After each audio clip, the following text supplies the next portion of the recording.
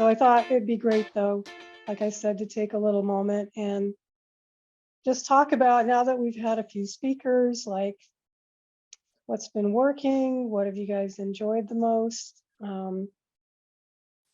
What have you learned about autistic culture? Has it helped you to sort of refine your views about what autistic culture is? And are there ways you would like to see it expand, or are there facets of it that we haven't really talked about? Yeah, and then I had told you guys, if you wanted to have your art supplies ready, we could do some drawings, or do our usual approach where we can express ourselves through writing or sculpture or mathematical formula or any other way that speaks to you, after we talk a little bit. So yeah, anybody's comments about autistic culture and what we've been talking about so far?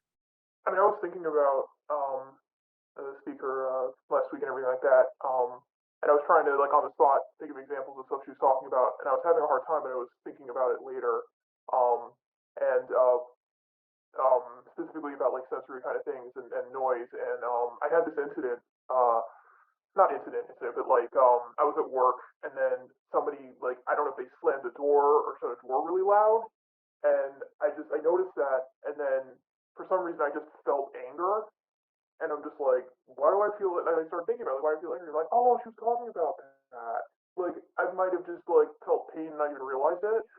Yeah, it's really interesting how I think we kind of learn how to cope by not making those connections. We just sort of stolidly plod along and ignore what those situations do to us on a physical and emotional level.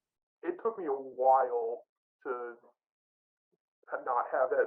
Right? I was like trying to work and just like trying to, like, I don't know if calm down is the right word, but like not have that anger anymore. It took me like at least a half hour. Right. So if you felt, here's a question, if you felt comfortable sort of asserting your boundaries and with the support of autistic culture behind you, how would you have handled that situation? I'm working on boundaries and like asking for what I want and stuff like that, and that's an ongoing process. So let's say in a perfect world, you could make a list of accommodations for your situation. What would that look like? I mean, in a perfect world, I could work from home every day, but Yeah. yeah, I don't know. I don't know if it's like worth it.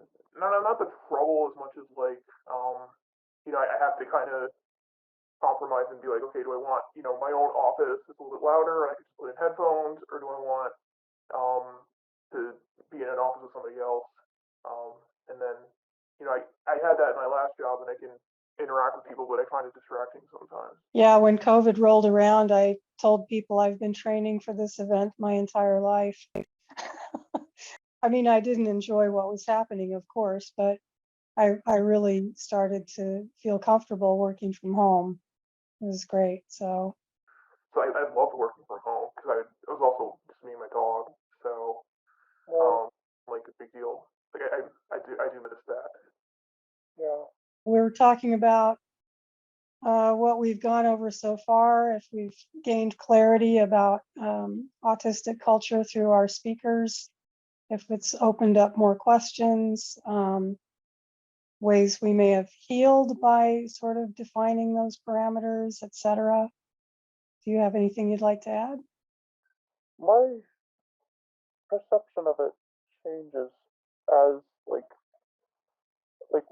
when I before I had my diagnosis to getting my diagnosis. And then each year I get in deeper.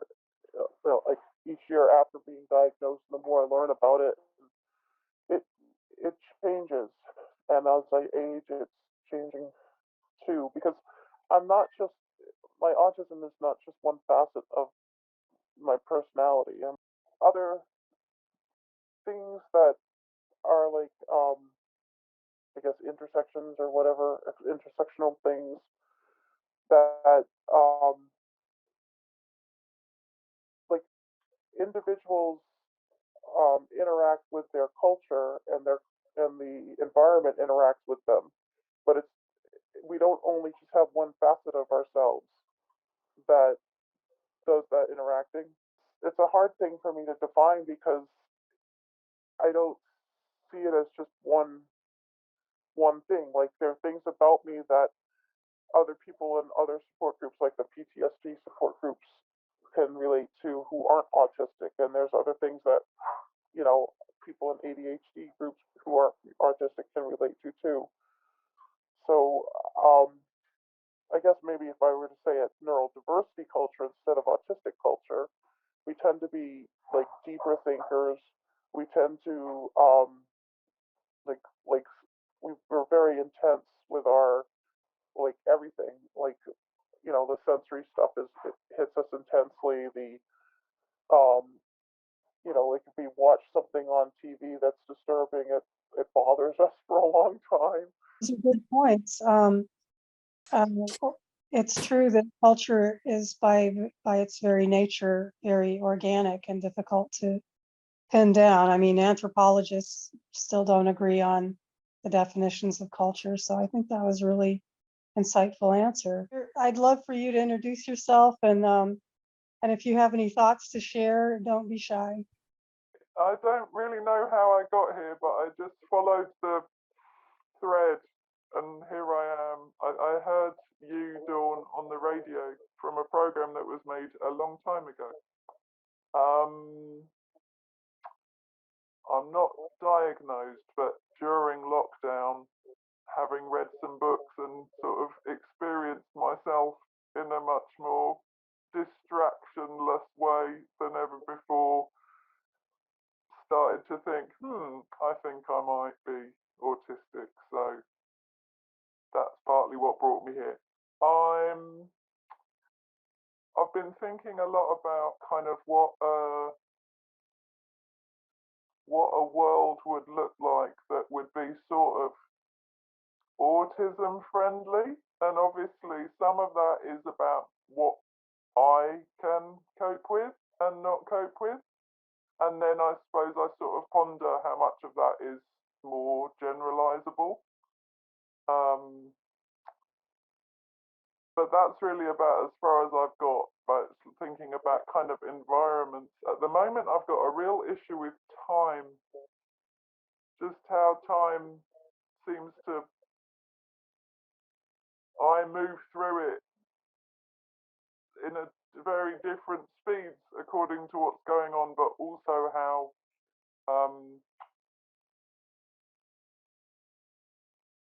upset I get if things don't happen when they're supposed to happen. Yeah, so hello everyone, it's great to be here.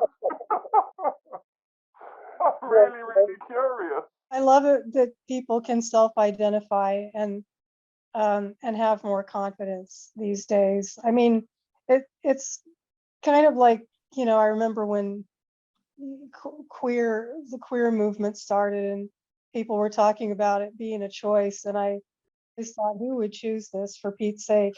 I kind of feel that way about autism, self-identification. Like, who would choose this, right? It's generally I've experienced when people make self-identification, they're usually pretty spot on. I'll tell you what happens is, like, when I heard you speak or when I've read things in books, I just absolutely bawl my eyes out. I mean, it's like something in me that I'm not even thinking about just makes me cry so much with the connection with, and that's when I think, there's something, there's something in this, there's similarity between me and this person or this experience.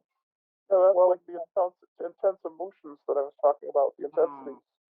That's what culture does for us, is gives us a sense of contextualization for our experiences. And when you don't have that, it's a very lonely experience. And that's the most important part of whatever organic, ever shifting definitions of autistic culture we have. I think that's its main that's the main way it is a tool for us, for sure, our soft place to land. I was thinking about like culture, but culture without community, I don't know what that really does because I've lived internationally a lot, and I see people trying, but what I'm not getting, what I think would help most autistic people is that greater sense of community with each other, being able to trust people or have like a system where trust can be built and leaders can be like, okay, this is a trusted and safe person, so we can start to talk to one another. So I would like to see a lot more autistic voices being out there and people reaching out to connect to one another to really build solidarity in this community. And I know it's hard because PTSD and autism are kind of co-occurring because you can't find an autistic person that hasn't been traumatized, and it's difficult when we need each other. I wish there was a better platform or like building good friendships would be helpful, I think, for everybody. And it's good to see you all here, and I think this is a great group. I've learned a lot here, so thank you for having us. Yeah, I mean, my dream is that the ethnography sort of spreads out to the point where it starts to draw people that are tribally, culturally minded, that want to actually spend time together, however that looks for them. So I'd love for this to be a springboard. Those are all really good points. Sometimes it feels like there's not enough recognition of diversity. Everybody's got their own viewpoints. The parents with profoundly autistic kids have their viewpoints. The AAC users who have fully intact language skills have their viewpoints. It's like everybody seems to be speaking from their own experience, but often as if their own experience is the experience.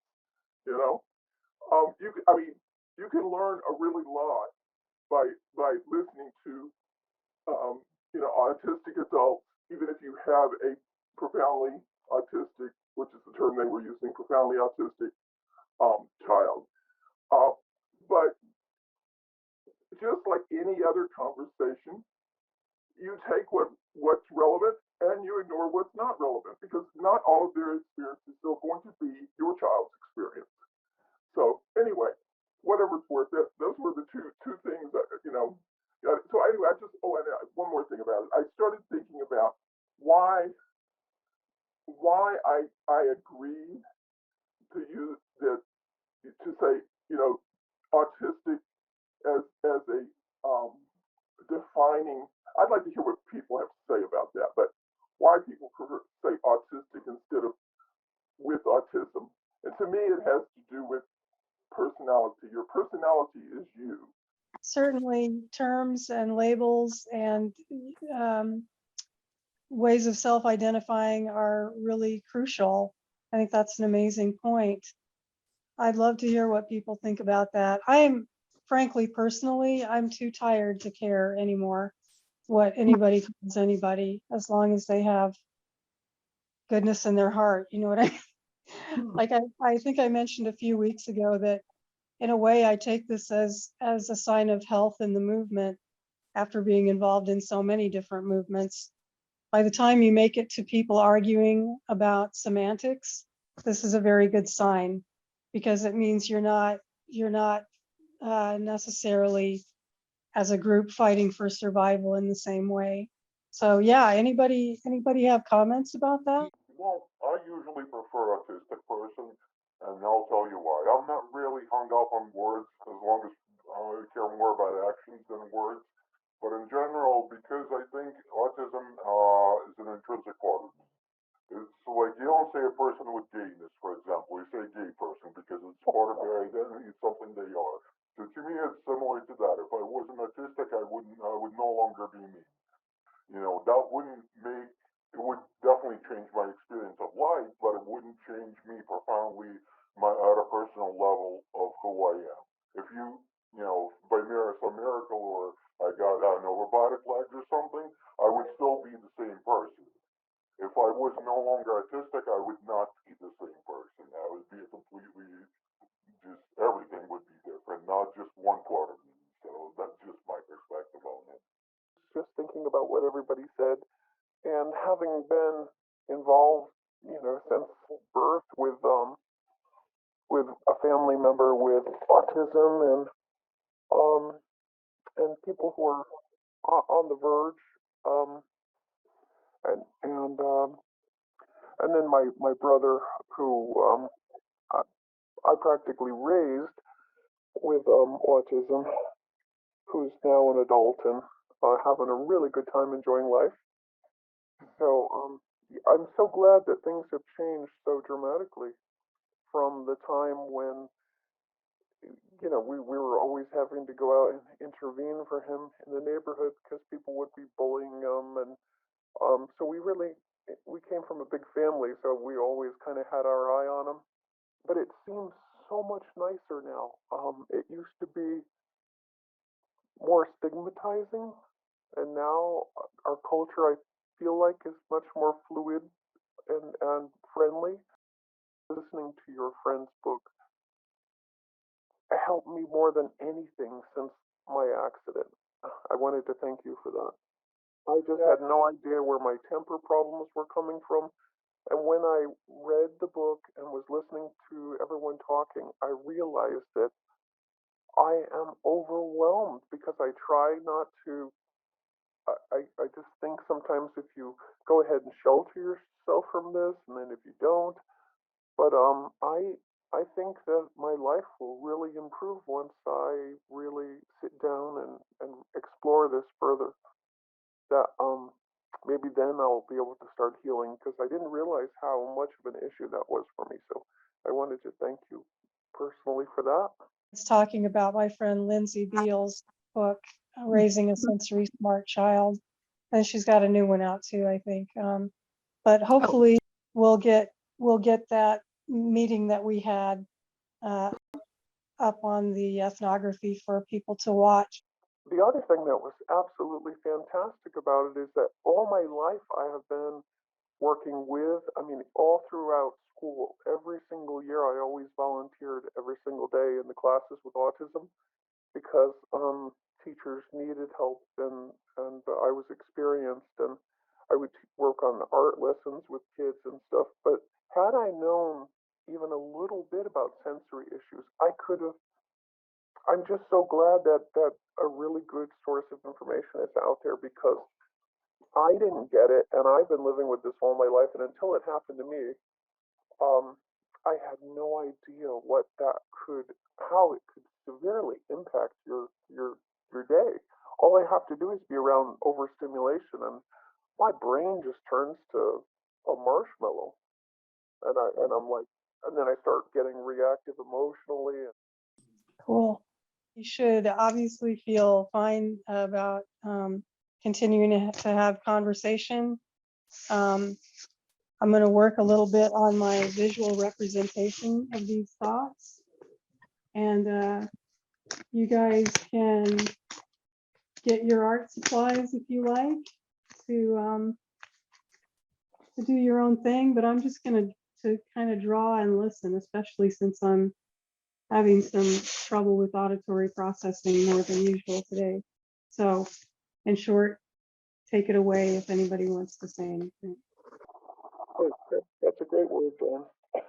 I couldn't think all the last few days to explain why my head has been hurting so bad. And I'm just super sensitive to noise all of a sudden. And you said that, and I went, "Oh, I gotta write that down." Like, I've run into this question about speaking for those who can't speak for themselves. Specifically thinking about the gorillas, like, obviously they need someone to speak for them. Am I worthy to do that? No. Is anybody else doing it in the way that I think it needs to be done? No. So that kind of leaves me in, between that rock and hard spot we were talking about, where, somebody needs a voice, and until they find a way to get it on their own, what's the criteria for us speaking for them? I honestly think that I've been watching a lot of videos lately about animals and animal rights. From it's been pretty mind-boggling. All these years, you see these PETA things, and um, I really think that visual stuff, and not just because I was a visual thinker, but honestly, until I met you, I had thought that things improved so much. I think a lot of people, because it's not in the news like it was once a long time ago and so shocking, that they think that it's gotten better and that these laboratory things don't even happen anymore. And when I met you and I started looking it up, I went, oh my God. I mean, I've spent most of my life working on rights, not just of people, but animals and in the environment. And I was shocked that a person like me who tries to be really out there and knowing everything had no idea. I just assumed that things had gotten so much better. So I went, I was shocked.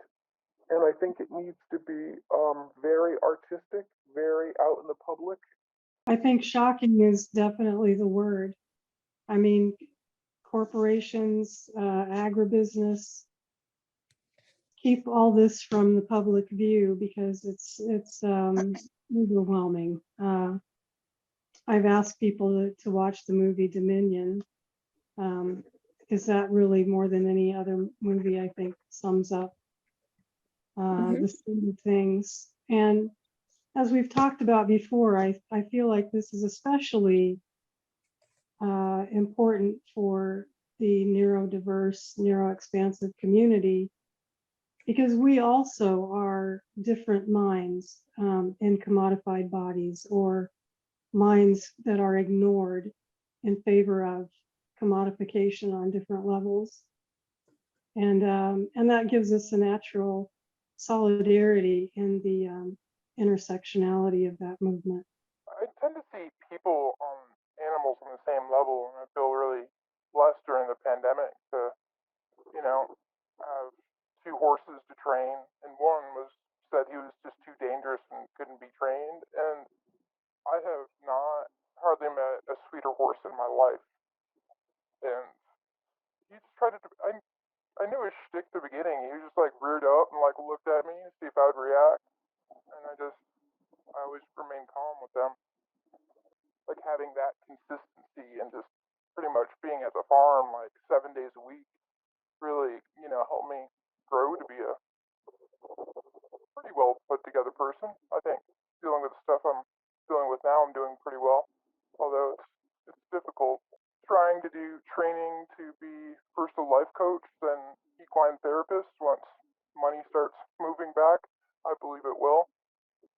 Like I feel like I need to fill that void because there's really not anybody for younger kids. And I was brought up to be very strong. Like I thought there really is no purpose of me getting a formal diagnosis because there's nothing for women over 35 here.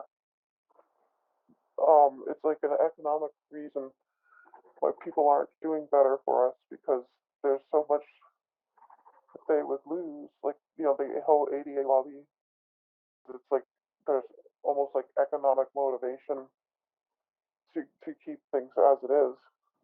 That's what I mean about that commodification thing, that we're commodified that way.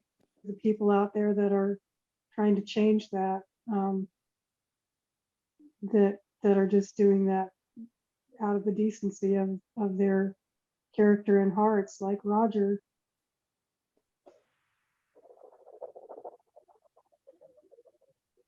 Guys, can you hear me better now? Yeah. Yep. More traditionally, more common perception of cultures, and you're celebrating. You're celebrating similarities.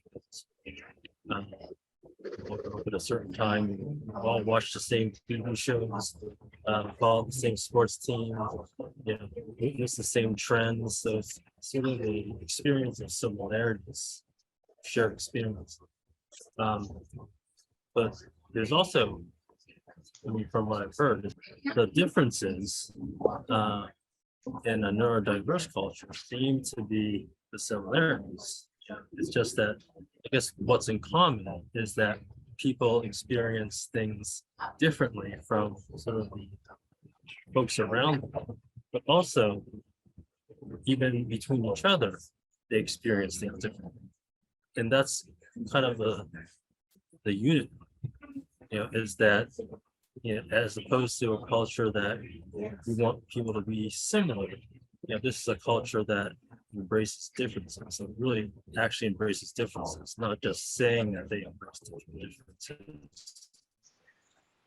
They get some kind of political gain, to feel sort of better about themselves. But it is sort of a learned value that's sort of lived by, I think, most of the folks who have come through here. And you can have people, I mean, people look different, experience different, and we have different opinions, but nobody's jumping down someone else's throat, or putting somebody down, or trying to exclude somebody, because they're different. To me, one of the most beautiful things about it, is a group of human beings that really sort of treat each other like human beings, and value each other based on human beings, not because we share similar beliefs. I think that's one of the most prominent things that's jumped out to me. The other part is that this idea that sort of a lifelong self-discovery, where for so many years, the way you understand yourself is influenced by those around you, right? Which, if you're like those around you, then that might work out fine. But if you're not like them, then there's sort of a dissonance in how you feel about yourself relative to what you think other people are feeling. So there's a lot of, I think, suffering along the way, because you're making assumptions about yourself as if you were somebody else. Whereas there is a better reason why you might be experiencing things. It's just that that has never been modeled for you. It's not been taught to you. No one's ever explained it. So that's why I think that these meetings are so valuable, because they refute things. This is where we really value the differences, right? We experience different things. People explain things, and then if it resonates with us, then we might adopt it, or we might consider it further. If not, then you don't have to disagree with it. It's not your experience, and you accept that that's experience. But I think that a lot of these talks that we've had, like someone referenced Lindsay's talk last week about the sensory issues and how that sort of manifests and how that may influence emotions and cognition. I mean, that's really important stuff. If you don't know that, then you're gonna go around life being counseled what you're feeling or thinking a certain way, and there is an explanation for that. You might think that because your experience seems different than other people, that you might be sort of damaged or have hormones from the way. Nothing to do with it. It's just that your biology is just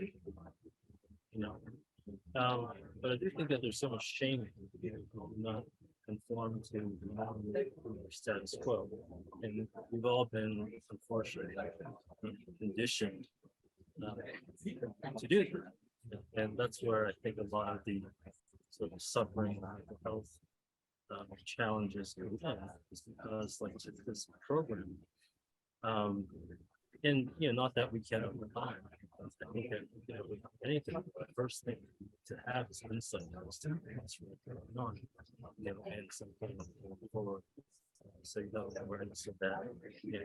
You aren't going to just jump to conclusions about yourself, but you actually must think through them clearly, And it's easy to do if you have folks who are in a similar situation or also want to do it. I think that something like this could continue right now.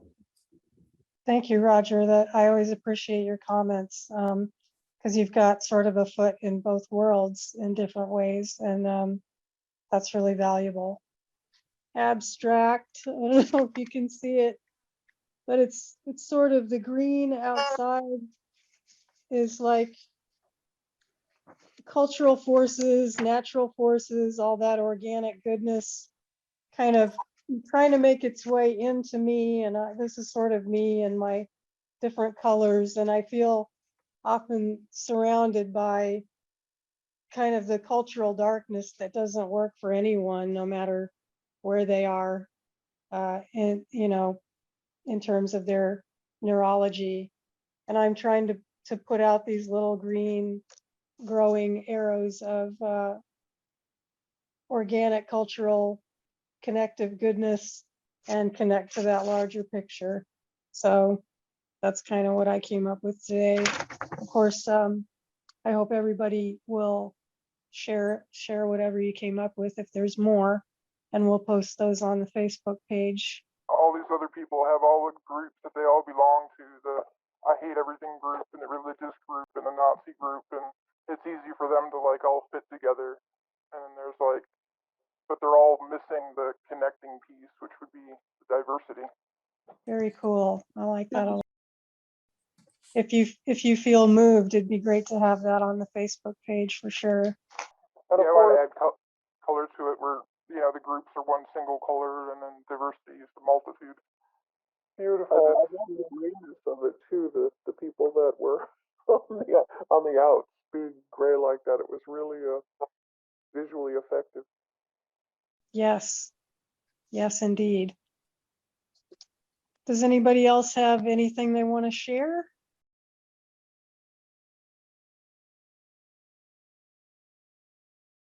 Did you say something about, you wanted to hear me say something about speaking for people who can't speak for themselves? And I don't have anything profound to say about that, but two things. One, you just do the best you can. You hope you get it right, and you learn from your experience.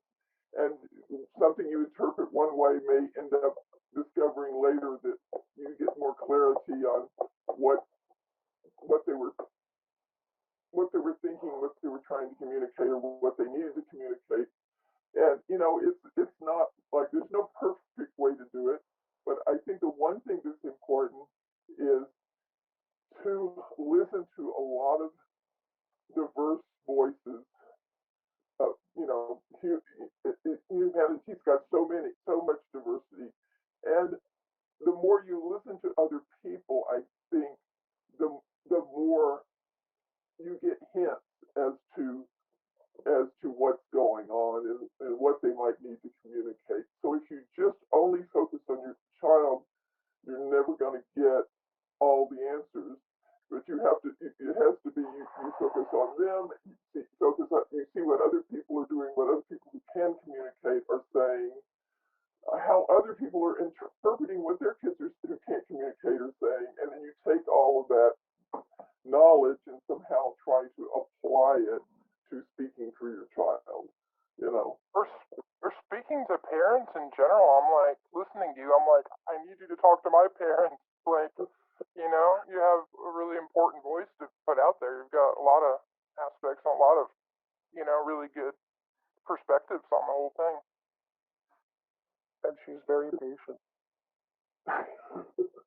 And humble. I mean, humility is so central to that task of trying to speak for other people. And like you said, not thinking you're ever an expert, like always learning. And yeah, that takes a lot of humility. And I think it's hard for people. It's human nature to see everything from your own perspective.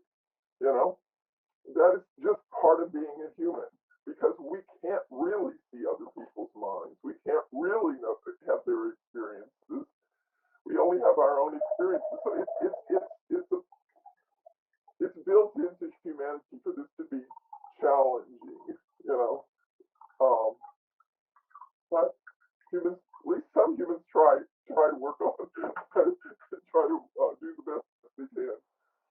but no, but I mean, it was always refreshing to have a couple of different perspectives, and I always appreciated yours.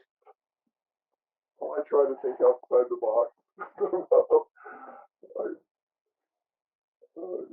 Sometimes I think my thinking is too different. That's not possible. Again, take your creations, your thoughts, your comments to the Facebook page and engage with one another. And have any questions, get a hold of me or Roger, and we will all meet again next week.